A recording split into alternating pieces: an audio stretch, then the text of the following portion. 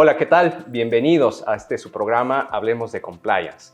Mi nombre es Arturo del Castillo, soy director ejecutivo asociado de Kroll y como ya es nuestra costumbre y nuestra tradición, pues me acompaña también mi querido amigo Brian Weiss. Brian, ¿qué tal? Hola, ¿qué tal? Gusto. Perfecto. Bueno, fíjense, colegas, amigos, que uno de los temas que a mí, al menos personalmente, me ha venido llamando mucho la atención es que pese a que llevamos muchas décadas con el tema de compliance, en donde las organizaciones, el mundo corporativo, se ha dado a la tarea de diseñar, implementar y ejecutar programas de compliance, de cumplimiento, el delito o las irregularidades que acontecen en las organizaciones, al interior de las organizaciones o a nombre de las organizaciones, persisten. Y eso claramente nos debería de llevar a una serie de reflexiones sobre qué está pasando, qué estamos haciendo mal, qué temas o qué asuntos ocurren a la hora de diseñar, implementar o ejecutar un programa de compliance que hace que los beneficios o los objetivos que se buscan no se logran o no se logran tal y como se habían planeado. Y bueno, esa discusión o esos temas nos llevaron en su momento a escribir un libro. Y este programa es particularmente especial y muy importante para nosotros porque tenemos el honor de darles a conocer a todos ustedes la publicación de una reciente obra. Es un libro que escribimos David Arellano y un servidor, en donde justamente planteamos los asuntos de por qué los programas de compliance no logran necesariamente los objetivos a los que se proponen. El título de la obra es Las promesas y los peligros del compliance, y como subtítulo tiene un tema que es justo el enfoque a partir del cual abordamos el tema, y es los factores organizacionales que determinan el éxito o el fracaso de los programas de compliance. Y entonces, pues qué mejor que para hablar de este libro, que estar con mi querido amigo y coautor David Arellano, a quien le doy la más cordial bienvenida. Bienvenido, mi querido David. Arturo, un placer estar aquí con Brian, contigo, con la gente que interesada en el tema del compliance, y sumamente feliz de que este libro ya dio luz. Así es, lo logramos, lo logramos, no sin dificultades y sin angustias de por medio, pero bueno, motivo de celebración. Y bueno, Brian, además quisiéramos agradecerte porque tú fuiste uno de los lectores originales del manuscrito y nos nutriste muy importantemente con tus comentarios, ¿no? No, muchas gracias. Fue un gusto ser uno de los primeros lectores de una versión temprana del libro. Fantástico. Bueno, pues a mí pues justo me gustaría comenzar contigo, Brian, si me lo permites. ¿Qué tal si nos regalas una semblanza, una visión panorámica del texto, del libro, de lo que el lector puede encontrar en él? Y si nos regalas, digamos, tu comentario, tu apreciación, siempre objetiva, obviamente, de por qué sería una lectura importante o interesante para la audiencia. No, muy bien. De hecho, no me siento totalmente preparado para una semblanza, pero en mi visión o mi perspectiva, cuando leí el libro, que ya hace un tiempo, aborda un asunto que yo creo que es muy importante, que ya se mencionó en todos los programas de cultura de organización, ¿no? De corporativa. Y eso es el asunto de organizacional, ¿no? El organizational behavior, que es un asunto que yo creo que no ha tenido suficiente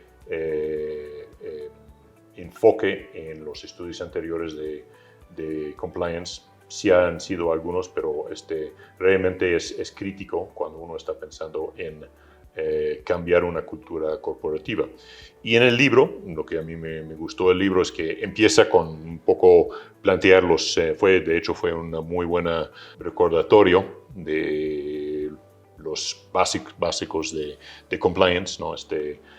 cuáles son los propósitos o los inicios de compliance, cómo desarrollaron, cuáles son los principios que son atrás de lo que se propone para compliance, y de ahí llegar a dónde están las faltas de estudio del asunto organizacional, ¿no? ¿Cómo es behavior? Comportamiento de personas, realmente, que estamos hablando de grupos de personas, organizaciones de personas. Yo creo que lo interesante de eso es, además de pasar por todo un recap de lo que sé, los problemas hay, y finalizan el libro con ciertos puntos donde sí se puede realmente mejorar la implementación de programas de compliance, tomando en cuenta esos asuntos. Y ahí yo creo que es realmente el valor del libro, tanto la parte inicial como las conclusiones. Las conclusiones, muy bien, pues esperemos que los lectores también lo encuentren así, lo encuentren útil. Este libro, como ya lo anunciaba ahorita en la introducción, pretende dar una lectura pues objetiva sobre los programas de compliance, de por qué, no solamente por qué surgen o por qué son importantes, sino sobre todo tratar de desmenuzar cuáles son esas promesas, cuáles son el compliance se ha ya instalado en el mundo corporativo como una profesión en sí. Hoy día los compliance officers son elementos muy relevantes en alta gerencia de las organizaciones, y se ha desarrollado toda una disciplina en torno a estas necesidades del compliance. Pero el compliance entendido como esa técnica gerencial para resolver dos problemas esenciales en el mundo de las organizaciones, que es el problema del ilícito que se puede cometer al interior de las organizaciones o a nombre de las organizaciones, por un lado, y por el otro, el de dar cumplimiento a las regulaciones que le atañen o a los que está sujeta la organización. En ese espectro, ¿no? El compliance surge como un discurso. Y a mí me gustaría, David, si quisieras abordar este tema, ¿por qué un discurso? ¿Por qué hablamos de un discurso a algo que es más bien como una profesión? Quizás ahí podría ser un tema interesante a iniciar. Gracias, Arturo. Bueno, pues mi perspectiva y el libro creo que lo trata de desmenuzar y de aclarar, es que el mundo de las organizaciones es un mundo, por un lado, de efectividad, ¿no? En este caso, el compliance ha logrado un montón de cosas y es una técnica gerencial, es una idea organizacional que ha logrado avances muy importantes. Sin embargo, en el mundo organizacional también sabemos que doble contra sencillo siempre pasa, que las promesas que uno dice que la técnica va a lograr y alcanzar no siempre se cumplen del todo, primero. Segundo, luego resulta que hay efectos no deseados y no esperados de nuestras técnicas. Entonces siempre, digamos, en el mundo organizacional, perfectamente sabemos en todas las técnicas, se producen estos efectos contraintuitivos y nos comenzamos a preguntar si nuestra técnica falla y qué es lo que tendríamos que hacer para mejorarla, ¿no? Cómo llevarlas a este segundo nivel, a este segundo paso.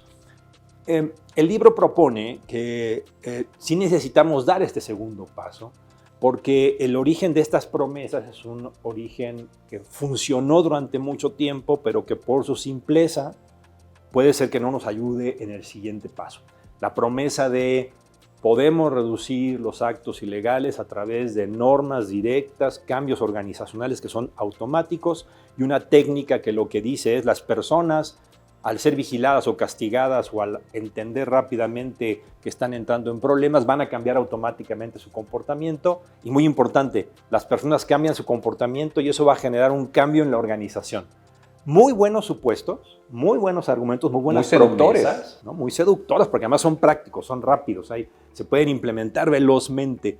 Pero lo que creo que estamos discutiendo en este momento, y este libro trata de centrarse ahí, es que estas promesas ya nos quedaron cortas por su simpleza. Es decir, cambiar el comportamiento de personas no necesariamente lleva a cambiar a la organización a donde queremos. Las técnicas de cambio organizacional directas, es decir, crea una nueva estructura, crea un nuevo procedimiento, asigna a una líder o a un líder en un proyecto, no necesariamente va a generar los cambios que uno desea en el tiempo y en el costo que uno quiere. Y entonces las promesas que fueron muy buenas porque impulsaron al compliance, su simpleza fue clave, ahora su simpleza paradójicamente puede sernos un problema. Y entonces llegar al segundo nivel, es decir, ahora queremos que el compliance en efecto permee en la lógica organizacional y produzca los resultados en el costo-beneficio que queremos, requiere de darle una nueva vuelta de tuerca. Y eso es lo que creo acaba haciendo el libro a través de estas promesas y este discurso, que no es que haya que tirarlo a la basura. Lo que hay que hacer probablemente es ponerle un segundo nivel de un nuevo discurso que lo hace más realista a los problemas y a las resistencias y a las condiciones de las organizaciones hoy. Completamente de acuerdo. Yo no sé si tú, Brian, coincidas con nosotros en este sentido. Pareciera que los programas de compliance, cuando cuando tú estás hablando, por ejemplo, con un oficial de cumplimiento y este oficial de cumplimiento te anuncia o te avisa que está a punto de iniciar un proceso de implementación de un programa de compliance, no sé si tú estás de acuerdo, pero a veces se detecta demasiado optimismo en ese proceso de planeación. Y como bien apunta David, pues a veces esos objetivos se nos quedan cortos. ¿Cuál es tu opinión? ¿Qué piensas al respecto? Sí, hay un sobreestimación, un optimismo demasiado exacerbado hoy día en el mundo del compliance. Yo creo que sí. Creo que como ya mencionaron, simplicidad de se hace este proceso y va a cambiar la cultura es demasiado optimista. Creo que hay una diferencia entre optimismo y visión, ¿no? Para poder hacer un cambio en la organización hay que tener una visión de dónde quieren llegar. El problema es pensar que eso va a pasar dentro del año, o dentro de 2 años o hasta dentro de 5 años. Es un proceso constante. Y eso yo creo que es bien comunicado en el libro. Y es una cosa que probablemente las administraciones, los ejecutivos también tienen que comunicar más. Que eso es un proceso que se hace todos los días por muchos años y vamos a llegar donde queremos llegar, pero aquí empezamos, ¿no? Con estos procesos. Y eso pudiera también ayudar a, y creo que se menciona en el libro, evitar desilusión, ¿no? Que cuando después de un año se hizo todo lo que se planificaba hacer y todavía hay problemas, todavía no han llegado a donde quieren hacer.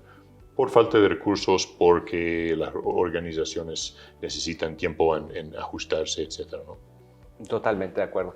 Y yo no sé si la audiencia coincida con nosotros, pero digamos que este texto, The Promises and Perils of Compliance, parte, digamos, nuestro objetivo, nuestro enfoque es desde una visión que pretendemos o que creemos es bastante más realista en el mundo de las organizaciones. En el mundo de las organizaciones se suele pensar, se suele caer en el error, me parece, de que las cosas suceden tal y como uno las planea o tal y como uno las prescribe, ¿no? Y en ese orden de ideas, pues muchas técnicas administrativas han pasado más o menos por los mismos pasos, ¿no?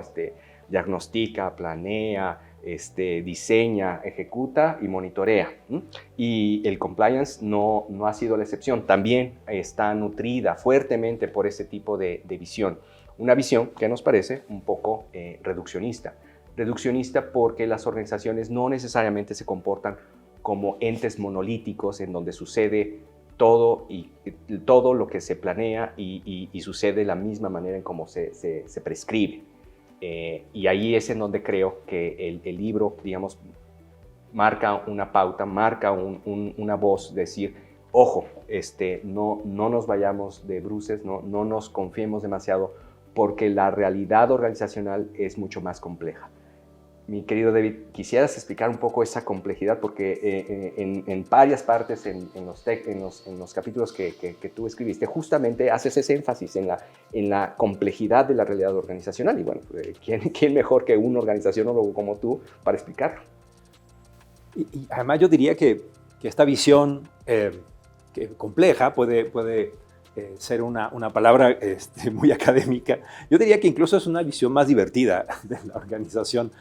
La metáfora que usamos en el libro es la siguiente.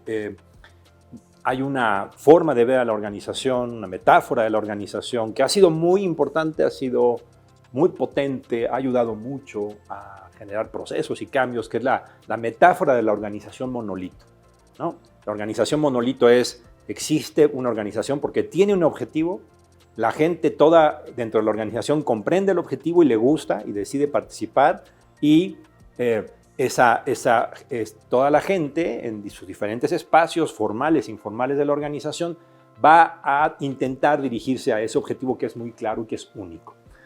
Muy buena metáfora, muy potente, funciona para muchas cosas, pero nosotros proponemos que lo que vemos en la práctica, lo que los estudios en la práctica también han mostrado, es que es una visión, una metáfora poco realista.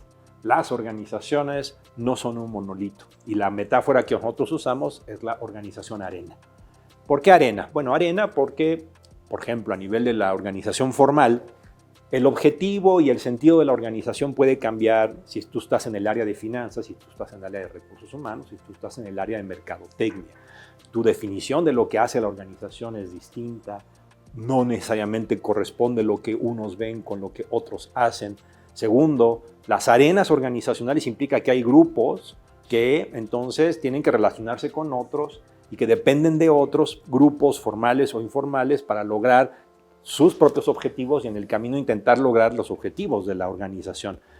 Y la organización de arena además implica que hay coaliciones, es decir, formales e informales, las personas se comunican, entienden los retos que enfrentan, evaden la incertidumbre de los problemas que tienen que resolver, intentando generar alianzas, acuerdos y a veces también divisiones y conflictos. Y entonces, cuando uno dice, ok, entonces si la metáfora más realista es la organización arena, donde hay grupos, coaliciones, acuerdos, conflictos, interacciones e interdependencias entre los diferentes grupos, entonces es muy claro que cuando alguien viene con un programa, por ejemplo, de compliance, haya muchas interpretaciones diferentes de lo que es el programa de compliance. Cuando uno define que hay una cierta regla o un cierto grupo que va a desarrollar el proceso de compliance, los demás se van a preguntar, ¿y quiénes son ese grupo? ¿Qué buscan? ¿Qué intereses tienen? ¿Cómo me va a afectar a mi trabajo? ¿Me puedo defender? ¿Me van a atacar? O al revés, yo me puedo hacer un aliado del proceso. La organización arena es una organización mucho más realista, dinámica, sí, más retadora, porque implica que hay diferentes visiones, diferentes propuestas, e incluso que puede haber conflictos. Y entonces el libro, digamos, en su eje analítico fundamental es decirnos, el compliance puede funcionar mejor si ahora nos vamos a este segundo nivel. ¿Qué pasa en la organización arena? ¿Cómo se interpreta? ¿Cómo se acepta? ¿Cómo se evade? ¿Cómo se defiende? ¿Cómo se resiste a un programa de compliance? Una organización que está viva. Y ese es, digamos, el centro de la propuesta en el libro, ¿no? Completamente. Y partiendo de esta visión, de este entendimiento de las organizaciones como organizaciones arena, ¿no? que son ambiguas, se te escapan entre los dedos, entonces por lo mismo escapan del proceso racional de planeación, es que llega una discusión que también se aborda en el texto, y es, bueno, ¿por qué entonces los programas de compliance persisten siendo tan exitosos? Es decir, a donde vayas en el mundo corporativo hoy día, todo mundo habla de compliance. Las asociaciones de compliance officers son asociaciones que cada vez están adquiriendo más poder, más fuerza, más capacidad de influencia. En fin, la comunidad en torno al compliance se ha convertido por derecho propio en una comunidad muy importante en el mundo corporativo. Y sin embargo, ¿no? Si uno ve las estadísticas, los resultados, vemos que, por ejemplo, en la última década ha sido la década en donde más sanciones, más multas y más organizaciones han sido multadas, por solamente poner un ejemplo, violaciones a la ley americana anticorrupción, la FCPA, ¿no? Y entonces uno se preguntaría, ¿por qué? ¿Por qué pese a los resultados magros o los resultados relativamente, pues no malos, pero sí, digamos, que nos apuntan a que el problema del delito al interior o a nombre de las organizaciones no se ha solucionado? ¿Por qué sigue siendo tan venturoso los programas de compliance? A ese respecto, mi querido Brian, tú desde tu perspectiva práctica, ¿por qué piensas que las organizaciones siguen apostando fuertemente al tema del compliance cuando en la realidad pudiera ser que en realidad no están solucionados los problemas por los cuales surgieron? Se me ocurren dos motivos para eso. Un motivo es simplemente que eso es lo que hay, eso es lo que sabemos, ¿no? Es lo más sencillo, es lo más fácil, fácil no es fácil, pero lo más directo para implementar. Armar un sistema y obviamente con base en lo que se discute en el libro, hay que hacerlo, un proceso más heterogéneo, un proceso que tome en cuenta todas esas coaliciones y intereses, va a ser más efectivo, pero ¿cómo hacer eso? Es un proceso de desarrollo que estamos todavía, creo, en compliance, no hemos avanzado. Y el otro es aún mucho más directo. Los programas de compliance son como son por gran parte porque eso es lo que dicen las leyes, los reguladores, ¿no? Vas a los sentencing guidelines y los guidelines, los guías de los reguladores, el DOJ, en Francia, en UK Bribery Act, bajo UK Bribery Act, y esos son los que prescriben o que recetan esas soluciones. Entonces, las compañías, las organizaciones que van a ser juzgados por esos reguladores, bueno, van a decir van a hacer lo que prescriben esas organizaciones. El paso que necesita, y es un poco más difícil, creo, comunicarlo, es agregar esa capacidad más sutil de la organización en la manera que sean implementados. Correcto, correcto.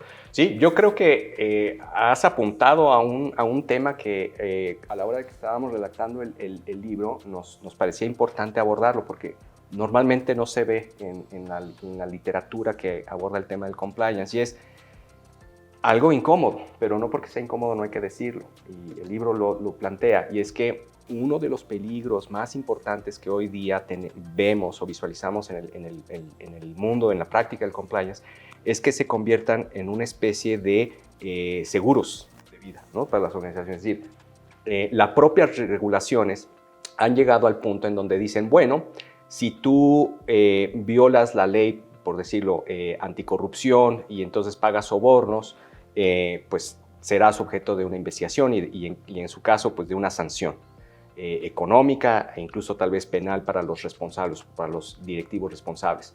Pero, ¿no? Y aquí viene el pero si tú demuestras que estos eventos sucedieron aun cuando que tú tenías implementado un programa de compliance, entonces, ¿no? Podríamos ser más indulgentes con la sanción que te vamos a poner.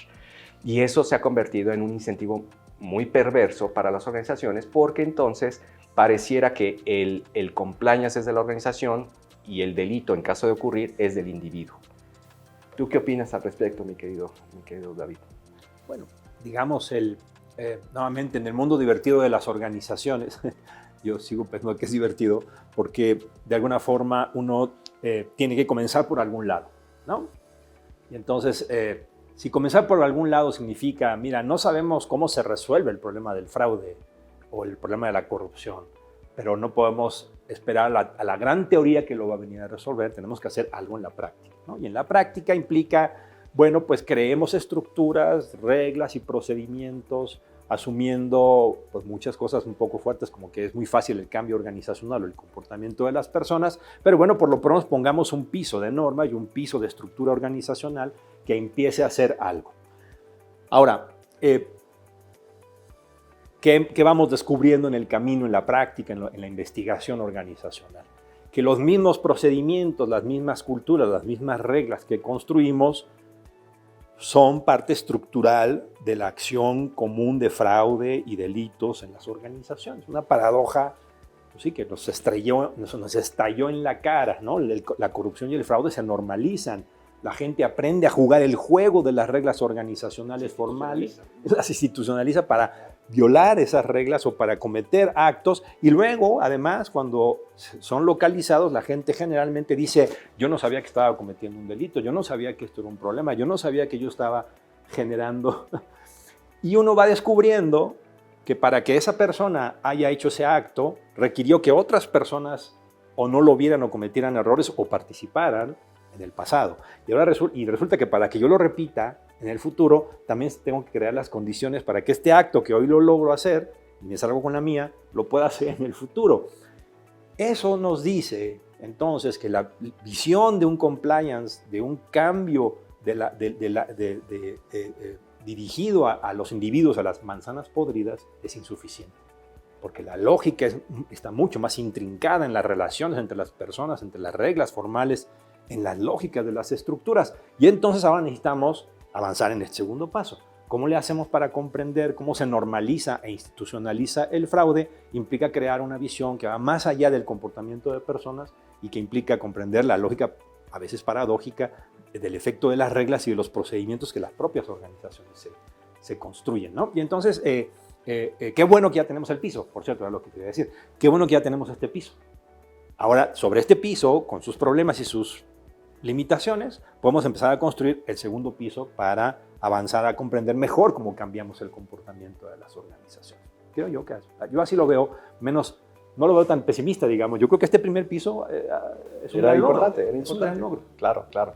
Sí, efectivamente. Y el texto no solamente habla de las promesas no cumplidas, sino también habla de, bueno, y cómo sí.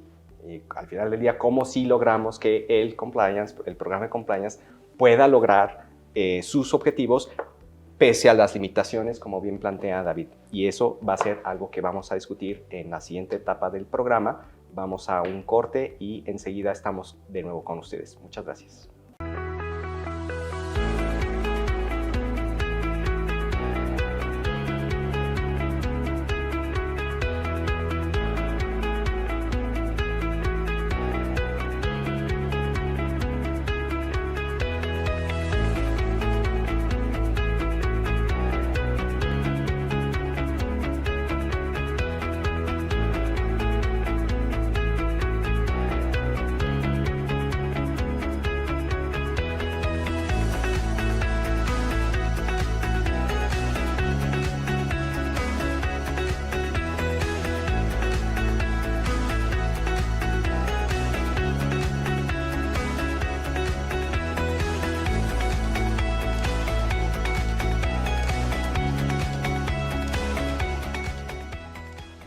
Continuamos con nuestro programa. Les recuerdo que estamos aquí hablando de un nuevo libro que estamos dando a conocer, que es un libro que coautoramos David Arellano y un servidor, sobre las promesas y los peligros del compliance, visto desde un enfoque organizacional.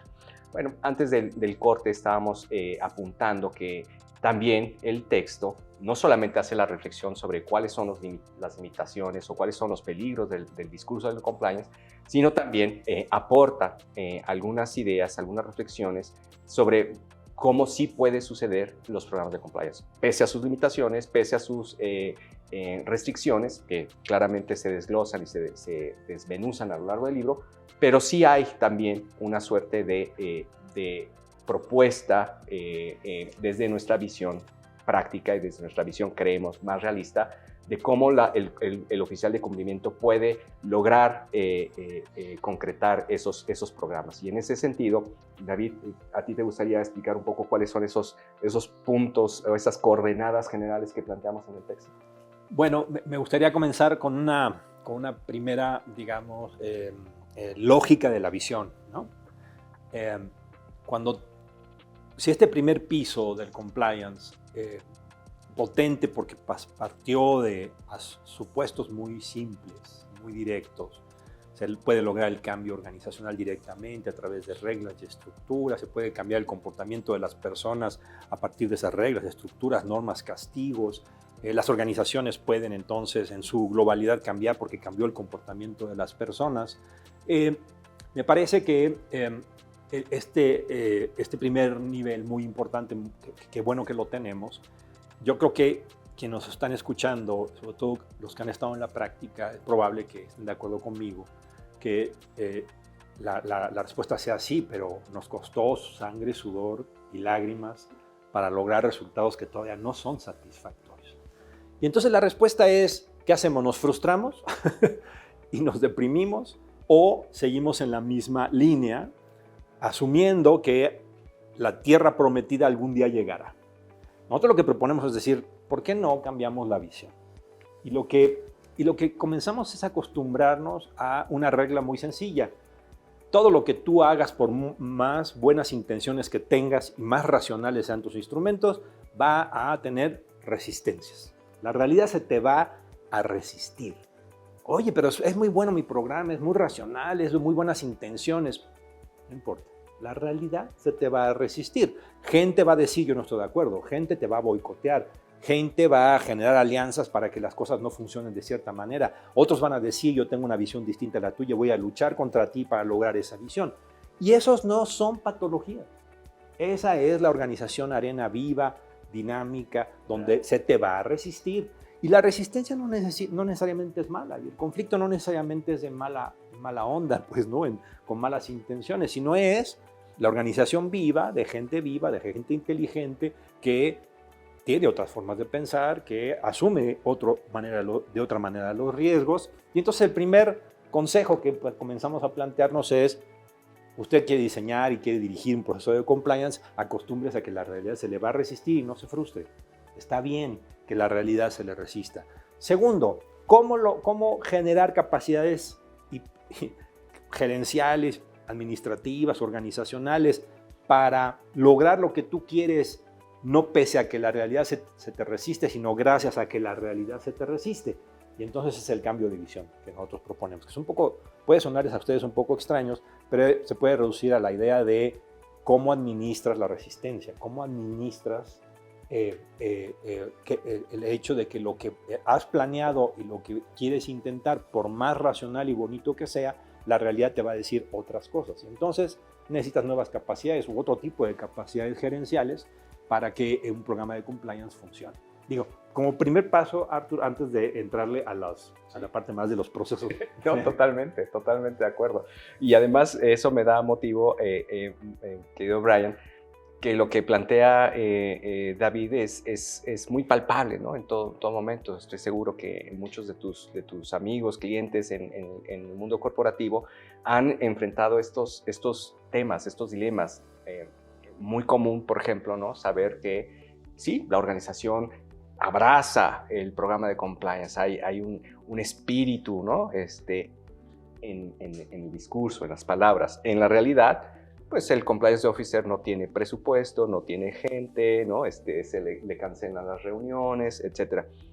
Ahí, mi querido Brian, desde una perspectiva, digamos, de consultoría, ¿qué sueles comentarle, qué sueles aconsejarle al compliance officer cuando está en esta etapa deprimida, ¿no? Decir, bueno, pues es que nada está sucediendo. ¿Qué puede hacer ese compliance officer? Bueno, yo creo que obviamente el compliance officer o su equipo pequeño no va a poder hacer todo solo, ¿no? Entonces, y se menciona en el libro, realmente es importante formar alianzas, formar coaliciones, formar gente que tiene el mismo deseo de ver avanzar la organización hacia compliance, encontrar esas personas y habilitarles a funcionar con su propio grupo de trabajo. Yo creo que eso es probablemente el más importante. Otra parte que creo que es importante y se ve un poco ahora en los equipos de compliance es diversificar un poco el personal de compliance, ¿no? No solamente que no sea siempre un abogado, abogada o alguien que viene de compliance. Es muy útil tener a alguien, si es una compañía o una organización que tiene grandes áreas de producción, que sea una persona que vino de la parte de producción, ingeniero, ingeniera, mecánica, lo que sea, ¿no? Y esas personas van a poder entender mejor esas resistencias, porque van a haber sentidos esas mismas resistencias internas. Su grupo de amigos, colegas cercanos van a tener esas mismas, y esas personas van a ser mucho más influenciadores dentro de ese proceso. Sí, sí, sin lugar a dudas. Tú has tocado un punto fundamental, bueno, que nos parece fundamental, que es que en esta visión de la organización Arena, en donde no se actúa de manera monolítica, donde la planeación se enfrenta a obstáculos reales, ¿no? La necesidad de generar consensos, de generar coaliciones, se vuelve un asunto de máxima prioridad para quien intente impulsar un programa de compliance. Y ese es justamente uno de los temas que abordamos en el texto. Muchas veces en el mundo organizacional, en el mundo corporativo, cuando uno habla de política, uno tiende a tener esta mala costumbre de asociarlo a algo negativo, perverso, de engaño, ¿no? Pero no, creemos que en el mundo, en el entendimiento de la organización como Arena, es importante la política en el sentido de que es el arte de generar los consensos necesarios para que las cosas sucedan.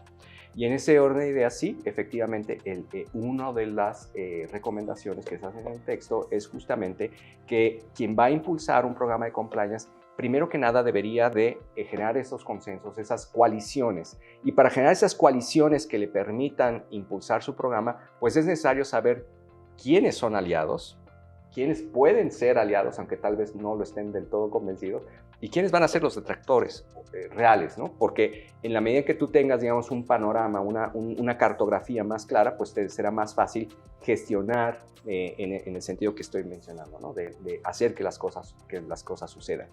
Pero no nos podemos quedar solamente en eso. Hay otras cosas, mi querido David. Digamos que esta metáfora de la organización Arena puede funcionar en varios niveles, ¿no? Uno, como tú dices, ¿no? La Arena es más diluida, es más anárquica, es más caótica. También es cierto que en una arena lo que sucede es que la metáfora lo que te lleva es a plantearte, en la arena se juega y hay diferentes jugadores. Y los diferentes jugadores pueden tener reglas comunes y sin embargo aprender a jugar el juego de manera distinta. Y eso es lo que hace muy vivas a las organizaciones. Hay grupos, hay individuos, hay personas, hay coaliciones que saben jugar el juego de cierta manera, tratan de jugar ese juego para protegerse, para lograr sus propios intereses. No significa que son intereses perversos necesariamente, significan diferentes maneras de ver a la organización y lo que se quiere alcanzar. Entonces, digamos, cuando hablamos de y cómo tú logras el cambio organizacional, pues implica comprender cómo las personas juegan el juego.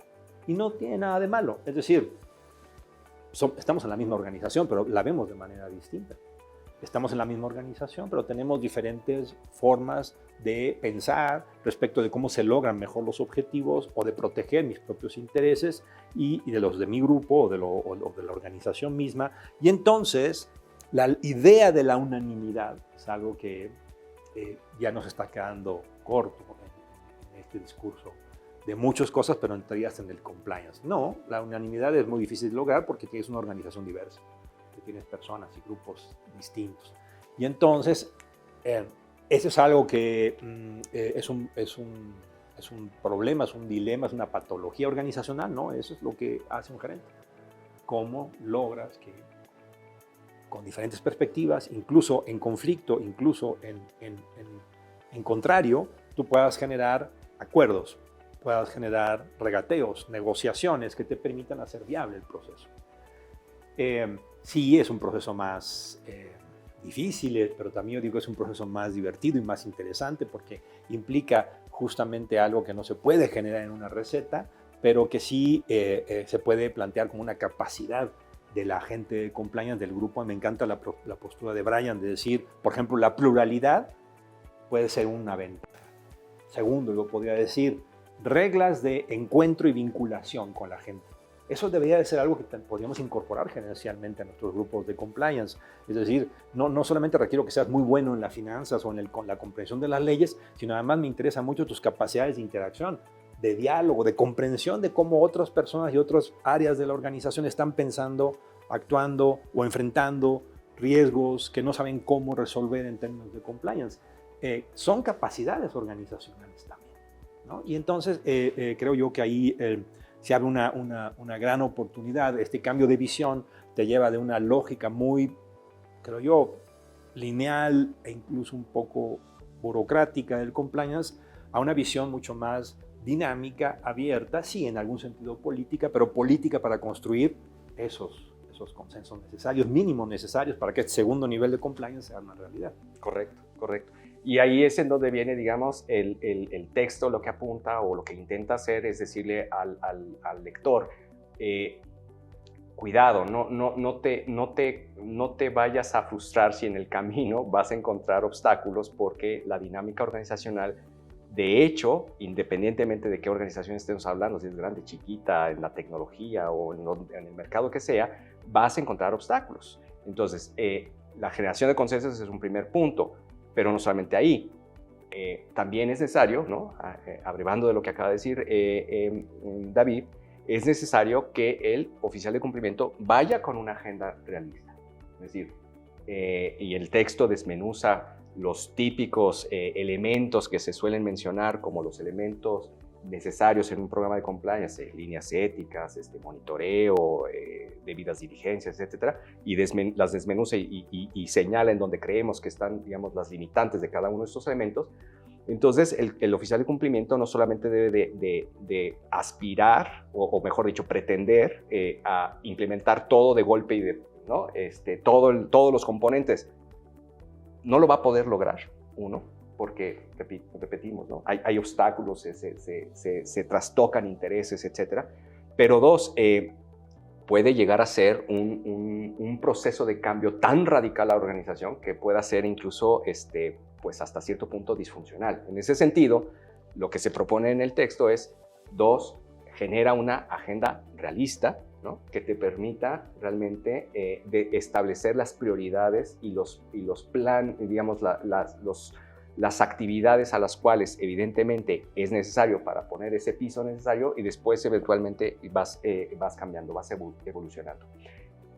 Y ese punto me parece que es un punto muy importante a la hora de aterrizar en el mundo corporativo, porque el compliance pasa necesariamente por un tema, mi querido Brian, y a mí me gustaría saber tu opinión. El tema de los presupuestos. Si hay algo, ¿no? Si hay algo que limita o que puede eventualmente cortar o generar un reto significativo para el oficial de cumplimiento y sus programas son los presupuestos. ¿Tú qué has visto en ese sentido, mi querido Brian? Bueno, es un punto muy importante en compliance. Yo creo que, tomándolo un paso atrás, yo creo que hay otro asunto que no hay que perder vista, del cual no hay que perder vista, y es que las organizaciones, las compañías, el compliance es una de las varias cosas que están constantemente compitiendo para la atención y para el enfoque, ¿no? Sí. Una compañía que se dedica completamente a compliance y nada más, no existe, porque no tiene ingreso, no tiene éxito en el mercado. Una compañía que se dedica a ganar mercado, a ser exitoso en la venta, en la producción, etcétera, sin prestar atención en compliance, tampoco va a existir, bajo un régimen bastante bien regulado, ¿no? Eventualmente, los costos de no compliance le va a costar demasiado. Y entonces, yo creo que es el concepto interesante de esa visión de compliance en una organización que no es monolítica, que está compitiendo varios intereses personales, pero también intereses corporativos, ¿no? Éxito en el mercado, rendimiento, alocación de presupuesto, recursos, todo eso es un constante búsqueda de un equilibrio que funciona bien para la compañía, para el grupo y dentro de los límites que cada uno quiere, ¿no? Y el presupuesto es igual.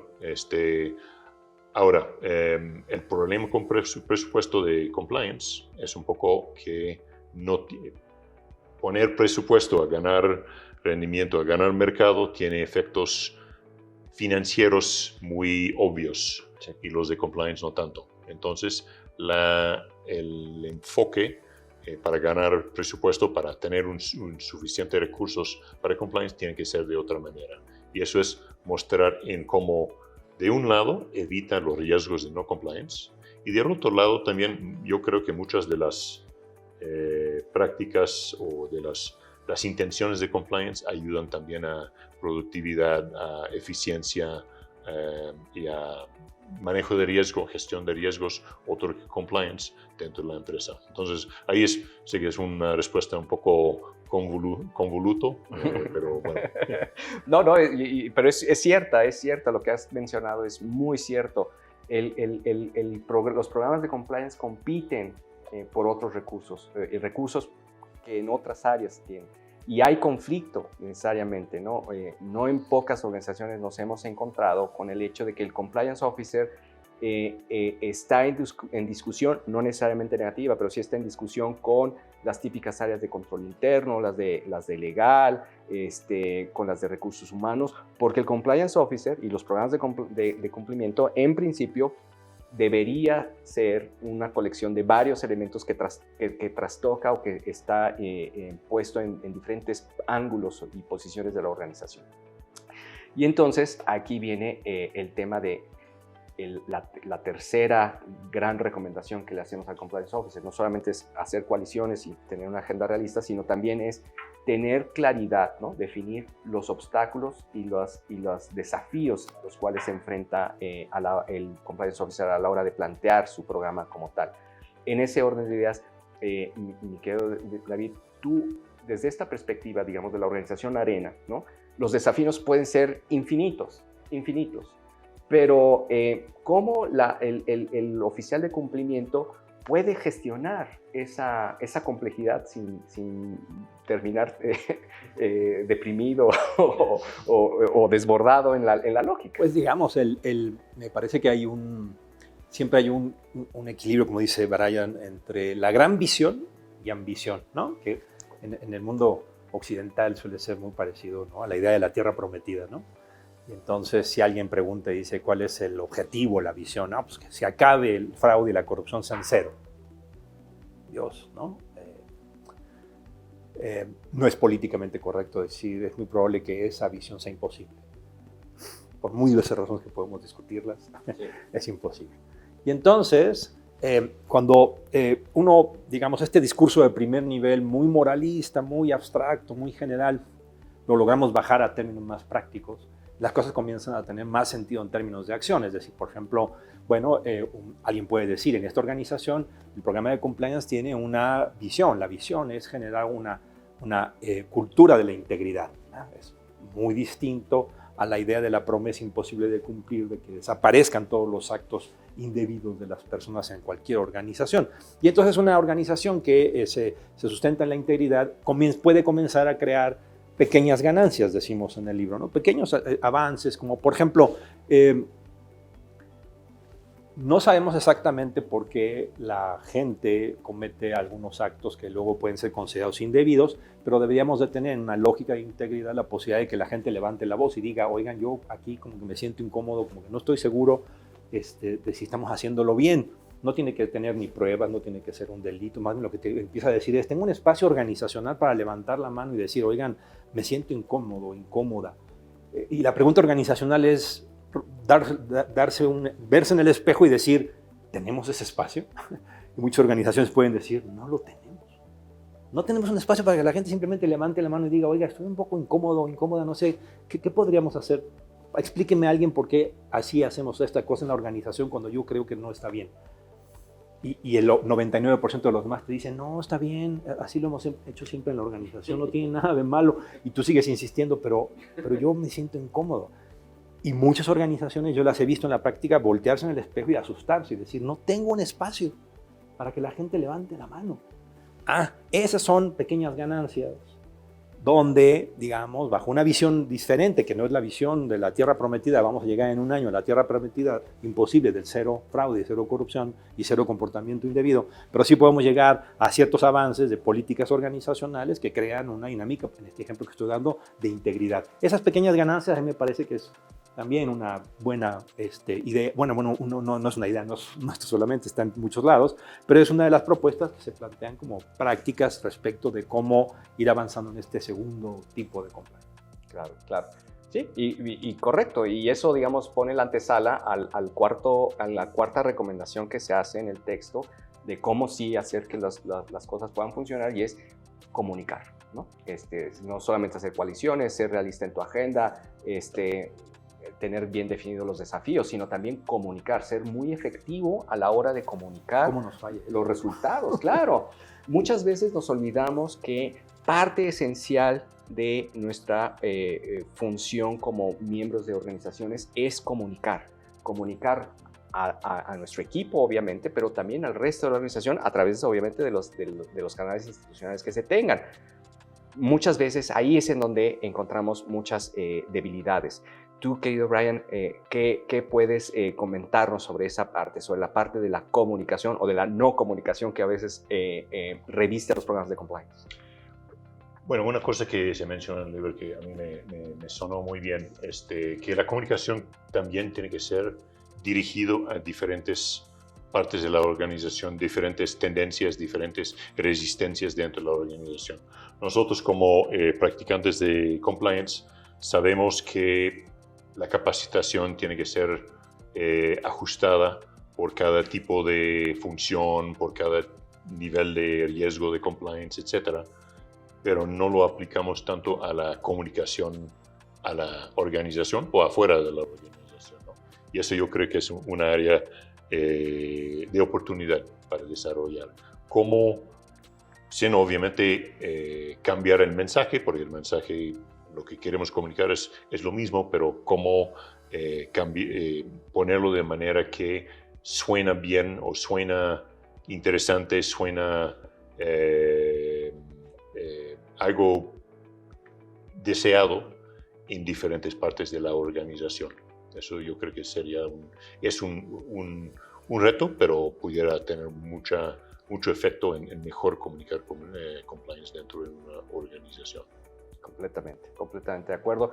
Que creo, no sé si estás de acuerdo, me queda David, pero creo que es ahí justamente uno de los puntos donde más a veces los compliance officers o los programas de cumplimiento pueden enfrentarse con una realidad ambigua, amorfa, difícil de aprehender en un solo receptáculo. Y siendo lo que decía Brian, ¿no? El compliance compite con otro tipo de recursos y otro tipo de prioridades de las organizaciones, y entonces es bastante, creo, digamos, uno podría asumir de manera muy realista que si uno no hace algo en la comunicación va a ser muy probable que lo que permee en la organización es que ese costo nos detiene, ese costo nos estorba, ese costo nos evita hacer nuestro trabajo. Que gane ese discurso es muy fácil y debería de ser prioridad de la lógica de comunicación del compliance, justamente saber que va a luchar contra esa perspectiva que muy rápidamente puede permear y que implica justamente comunicarse e vincularse con otras partes de la organización para ir comunicando, ir explicando las pequeñas ganancias, los pequeños avances, los costos, pero también los beneficios, en fin. Y no sé, no solamente le pasa a compliance, le pasa a un montón de procesos organizacionales donde la comunicación pareciera ser que es como la última, ¿no?, prioridad en este asunto, y a veces resulta ser que es una de las más urgentes. Así es.